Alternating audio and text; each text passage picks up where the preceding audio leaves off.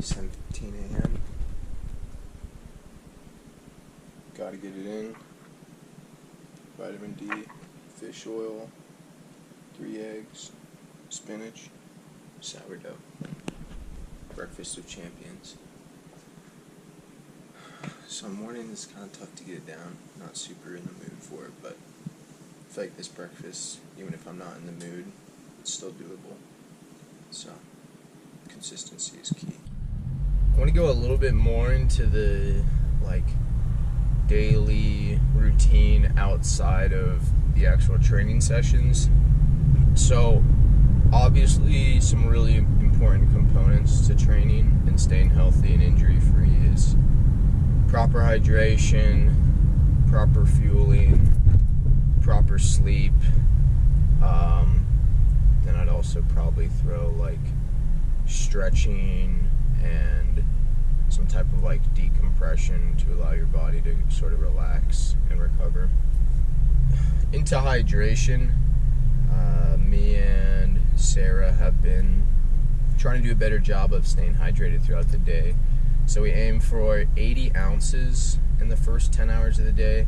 This is based on Dr. Andrew Huberman's recommendations. He's a popular neuroscientist, but he recommends, based on studies, 80 ounces for the first 10 hours of your day, and then each hour of exercise, you take your body weight and divide it by 30, and that's the amount of ounces you need per, I want to say, 15 to 20 minutes. So mine roughly comes out to 16 ounces, but I just shoot for 20 ounces. Some people drink to thirst. Some people try to be proactive about hydrating so they don't get thirsty, because that can be a sign of dehydration. So there's a lot of different opinions on it. I think it's just really whatever works for your body. I'm more of a drink to thirst guy, which aligns well with those metrics that I just stated. Also getting electrolytes in, that's so important. Your body just can't process the amount of water you're throwing at it during some of these training sessions without electrolytes. And you need to be replenishing your sodium lost through sweat and all of that. So also some of these electrolyte drinks, I use Scratch Labs and I also use Tailwind. What's cool about Tailwind is Scratch Labs to an extent. It's also somewhat high in calories, so you're kind of refueling through liquid and rehydrating. It can be tough to be eating a lot during some of the training sessions. So that's, I guess, one way to help supplement training and ensure you're not burning out during any of these training sessions. On to fueling. So I like to wake up in the morning. I immediately kind of eat breakfast. I know there's a lot of different opinions on this. People like to intermittent fast and whatnot. I was actually intermittent fasting before I started training, just in an effort to get more calories and more protein, and I went back to eating breakfast in the morning. But again, I think if your body responds well to intermittent fasting even during training, I actually don't think there's anything wrong with that. You just kind of need to make up for it for the rest of the day and make sure you're getting in enough food to not look famished, basically. So I'll do breakfast, as you saw, 3 eggs, some spinach, some sourdough, kind of some carbs, some protein. I like sourdough because it's lower in gluten, which I don't think I handle super well, so that's a great thing to have. Eggs are just a superfood. Also put some honey on my sourdough, that's a superfood. I want some veggies in there as well. The only supplements I take are fish oil and vitamin D. I don't take creatine or anything like that. I guess if you want to call protein powder a supplement, I use that. But for lunch, I do a chicken pasta salad, which I have packed up with me. I bring to lunch. Meal prep on Sunday every week. for Monday through Friday. And then weekend is a little more up in the air on what I want to do. But yeah, chicken pasta salad, so a bunch of veggies, some pasta, and chicken, obviously.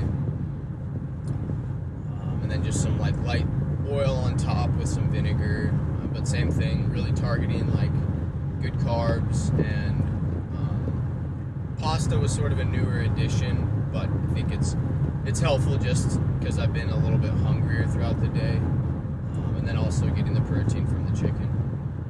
For dinner, I do ground beef and salad, and then I'll do a protein shake on the side. And that protein shake is just going to be milk, banana, protein powder, and peanut butter. And for like a before bed midnight snack kind of thing, I'll do Greek yogurt with fruit, sometimes like some nuts in there, and just like a light drizzle of honey. Just absolutely yapping so hard here, but hopefully this is interesting to somebody who wants to really dive into the like diet and nutrition on this type of training. I could have done this in a much faster and cleaner way, but yeah, it was Friday. It's my rest day. Rest days are for yapping. Yeah, so that's essentially how I target the fueling during this, and then fueling during the trainings themselves, at least for like the long exercises. I can get into a little bit more tomorrow when we're actually going through it. Then to the recovery side of things, I think it's super important to stretch, and I don't have like a crazy stretching routine, but I do stretch before every workout, even if it's just like a quick like 8-second for something for the quads, 8 seconds something for the hamstrings, like 8 seconds something for the glutes, just like bare minimum stuff. I think it's so important to stretch. I've been pretty religious about stretching past few years, and I really haven't had any like major sports related injuries, so I correlated to that, and then kind of like eating well and trying to take care of my body. But yeah, stretching super important. I love the foam roller, especially before like bike rides and leg lifts and stuff like that, leg days. So massive advocate on the stretching. Today is my rest day, so again, I'm going to go to the gym after work. I'm going to foam roll. I'm going to do some like static and dynamic stretches for lower and upper body, just like full body, and then hit the sauna for probably like 15 minutes. Part of that is just heat acclimation. I want to get used to operating in the heat. Studies have shown saunas are good at doing that, even more so than steam rooms. Just kind of simulate that hot and humid environment. I actually like to stretch again then in the sauna, although I'm that weird guy who's stretching in the sauna. I'm so sorry, but I have to. You get such a good stretch in the sauna, especially if you do some like pre-stretching.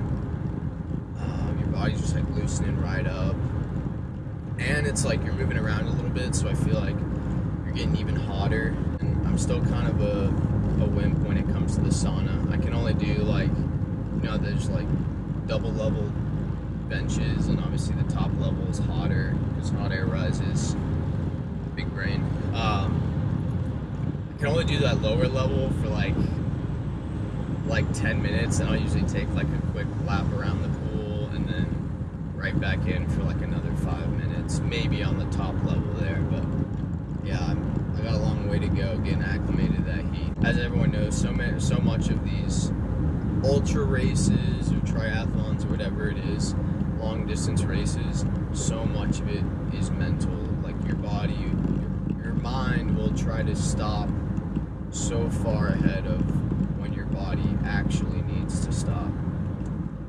It's just a defense mechanism to protect your body. You gotta win the mind game. Today is all about resting. just getting lots of fluids in, getting good food in, and getting good sleep. One thing I've noticed is my sleep after a really hard training session is trash. Like, I think it's just because I'm jacking my heart rate up like a couple hours before I'm trying to get to bed, so I'm sure that's part of it. But the past like 2-3 nights it's been tough getting good sleep. Just I'm tossing and turning, my heart feels like it's like fluttering all night. So I'm excited to hopefully get some better sleep tonight, and then big bike tomorrow and do a brick run, long run Sunday. It's 3:30 now. It's time to do some stretching and some sauna. I'm feeling really tired after the training the past few days. I'm kind of like coming down at this point, so excited to just take it easy this weekend, rest, recuperate. Definitely got to hydrate well.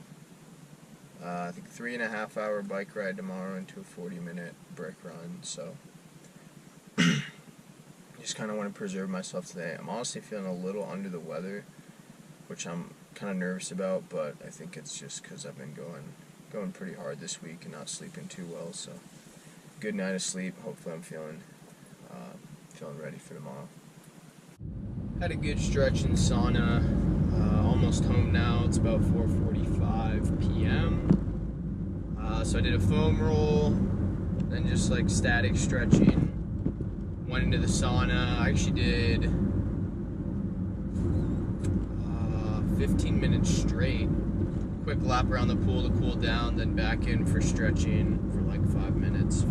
So it was a solid session. I'm super relaxed now. Again, I'm crashing kind of hard. I actually almost just fell asleep at the red light back there, which is really bad. So I got to get good sleep tonight. But yeah, feeling good. This is what we're looking at for fueling tomorrow. Coach's recommendation, 250 to 400 calories per hour, about 24 to 30 ounces of water per hour. So getting everything ready now. I got 3 scoops of Tailwind in here, so that's going to be 300 calories. Serving size is 1 scoop. Got a honey stinger.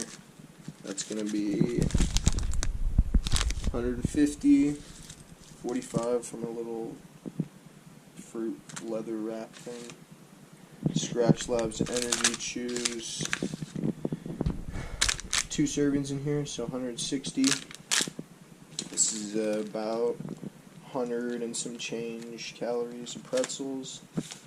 200 calories for the fig bar. It's going to be a good start. A little low, but I tend to eat somewhat close when I start training. So that first hour, I don't eat a whole lot. And it's also just getting used to putting that fuel in my body during hard exercise. I'm still kind of getting used to, so I don't want to overdo it and blow my gut up. But yeah, I'll bring both these bottles. They're both 24 ounces or 21 ounces. I'll bring some bigger bottles so I can refill at some point during the ride or between the ride and the run. Try to keep, again, stay in that range of 24 to 30 ounces per hour, because it's going to be hot in Cozumel, so it's important to stay hydrated. My Chariot, my beautiful Chariot, going to be raising the aero bars. Coach was saying they look a little low. Raising the seat as well, because that's a little low as well. So we'll see. I've been getting a little bit of lower back pain towards the end of my long bike rides, so he thinks that could help that out. These are things you want to test in training, not right before the race. So trying to iron everything out, get in a good comfortable position on the bike. I'm going to get that done, then I'm gonna strap all these snacks to the bike somewhere. Check tire pressure and should be good to go for tomorrow.